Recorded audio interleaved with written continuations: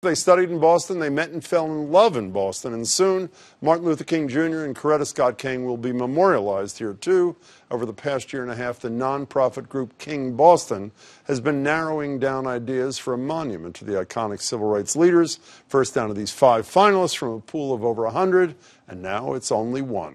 This design, the Embrace by artist Hank Willis Thomas, will be installed in Boston Common, just a few miles from the 12th Baptist Church in Roxbury, where King was an assistant minister in the early 1950s, and from Boston University, where he earned his Ph.D.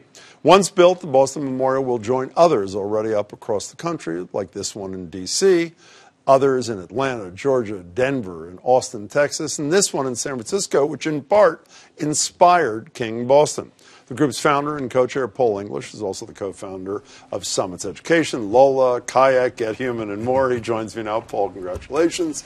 Along with the pastor from the 12th Baptist Church, Reverend Jeff Brown. It's good to see you, Reverend. Thanks so much for being here. Yep. You know, for those who don't know the Boston connection, can you briefly explain both Dr. King and Coretta Scott King's connection to Boston? Sure.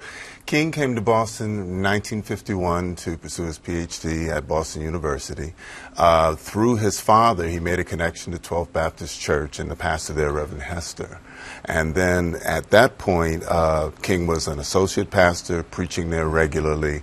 The secretary of the pastor, Mary Powell, heard that King was looking for a wife.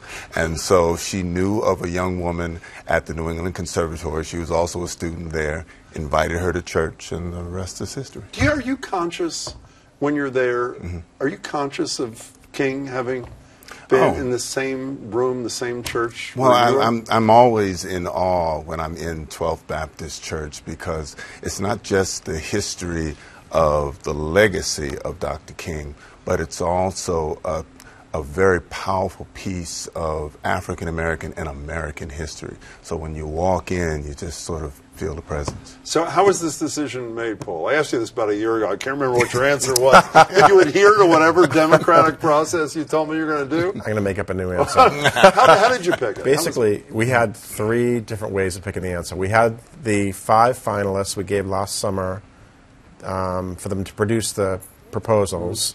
We put them on display at the Boston Public Library in Copley Square and at the Bowling Building in Roxbury, and gave the public 1 month to submit feedback. We got over 1,000 people who wrote in written feedback based on the designs.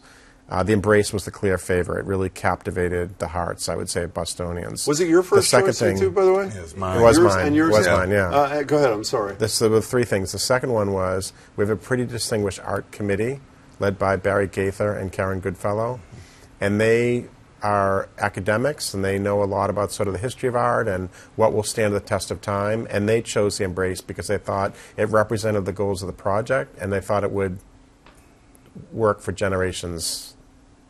What do you think? It was my favorite by far. And by the way, I thought the others were really good. I don't mean to be, Pollyanna, but this is so powerful. And when you see the images of people walking inside it and under it and around it, and it's just, and the hands clasped. I mean, what did it for you?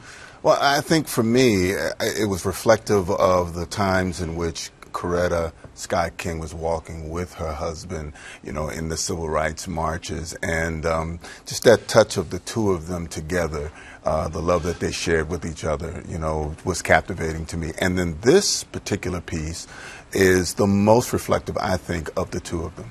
You know, people should be. I know one of the criticisms of your project, which you answered at the time, was if all we do in Boston finally is build a physical memorial, then we really haven't honored the legacy of these 2 civil rights leaders. You've raised, from what I read in the Globe, $6 million. The goal is to spend, what, $5 million on some economic justice. Explain what that ideally will be. Yeah, we're creating something called the King Center for Economic Justice. It'll be located in Roxbury, and we want to look at economic disparities across different sections of the city and try to figure out how to bring higher paid jobs into Roxbury, into Dorchester, et cetera. And this is, we're not going to come back in 2 years and say, well, it was a wonderful idea, but it just could never get off there. I mean, is this a real deal? Is this going to happen? It is. I've been spending the last year and a half. We held 14 community meetings. I've had hundreds of meetings overall, meeting with different community leaders across the city to get to this point for the memorial itself. But we also have been informed by people for other things they want in the city. And we've asked a lot of people, if the Kings were alive today in 2019 in Boston, what would they be working on? You know, one of the things I hope everybody watching and everybody knows about this hopes is that it does more than just talk about the message. Mm-hmm. I have emblazoned in my head, when you mention the economic disparities, everybody, I think, thinks of that statistic we read in the Globe. They showed average wealth, white family in Boston, 250 grand.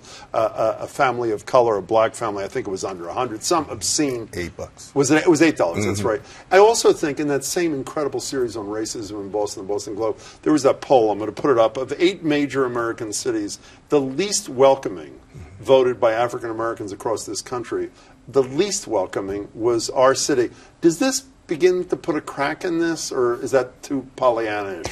Well, I mean, some may think it's Pollyannish, but what do you think? I think that when we're working on the issues around economic justice, it falls right into the vision of Dr. King, particularly the part of his vision before he passed, because he was launching the Poor People's Campaign. He was in Memphis sanitation with workers. the sanitation workers, and so he was very keenly aware of the economic disparities and wanted to level them. And so the commitment from MLK Boston to really put their money where their mouths and their ideas are is really laudable. And what's the timeline here for any of these things? First of all, how many months are we going to be waiting for the 12 to 18 months before it's completed. And that'll be done. And what's the timetable on the Center for Economic Justice? So we're about to kick off our first meeting with community leaders in Roxbury who have already been working on issues around economic disparity. And we're going to give them some of our ideas, and we're going to do a lot of listening about what they think needs to be done. And then we'll have a wider set of meetings for the public to talk about how they want us to help. Democracy's tough, isn't it? I'll tell you, having all these meetings, talking to people. Congratulations to both of you. It's really exciting. I think you made a great choice. Yeah. Reverend Brown, thank you. It's great to see you. man. Thanks so much, Paul. Thanks a lot. You as well. Really appreciate your time, gentlemen.